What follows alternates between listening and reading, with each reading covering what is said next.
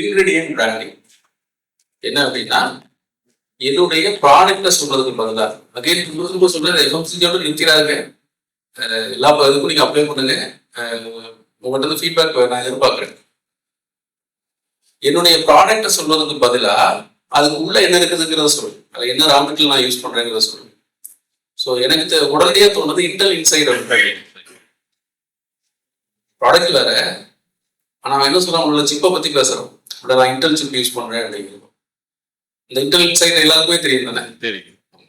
இப்போ நீங்க FMCG product எடுத்தீங்கன்னா சார் கடல் மிட்டாய்னா அவர் என்ன சொல்லுவாரு, இந்த கடலை எங்கிருந்து வரும் இல்லையா?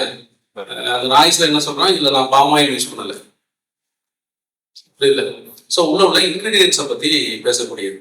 ஸோ நான் பிரியாணி அப்படின்னா நீங்க என்ன இருந்தாலும் பாஸ்மதியோ சீரக சம்பாவோ ஏதோ ஒன்று, அந்த சீரக சம்பாவை சொல்லும் பொழுது அதுல சிறந்த இடம் எதுவோ அங்கிருந்து நீங்க வாங்கினீங்கன்னா இந்த குப்பம்பட்டி சீரக சம்பாவை செஞ்சது நீங்க சொன்னீங்கன்னு வச்சுக்கீங்களேன், உங்க பிரியாணியோட இது செய்யலாம். சரியா? யாரெல்லாம் யூஸ் பண்ணிருக்கீங்க, யாருக்கெல்லாம் அதை டேக்கவே இருக்கு. நான் என்ன சொல்றேன்னா, திரும்பவும் நீங்க இதை செய்யும் பொழுது உங்க ப்ராடக்டை வந்து பேக்கேஜ் பண்ணி விற்கும் பொழுது உள்ளுக்குள்ள நீங்க என்னென்ன மூலப்பொருட்களை பயன்படுத்துறீங்களோ அதனுடைய சிறப்பம்சங்களை வச்சு அந்த மூலப்பொருளை நீங்க வந்து ஒரு விற்பனைக்கான ஒரு ஆயுதமாக மாற்ற முடியும்.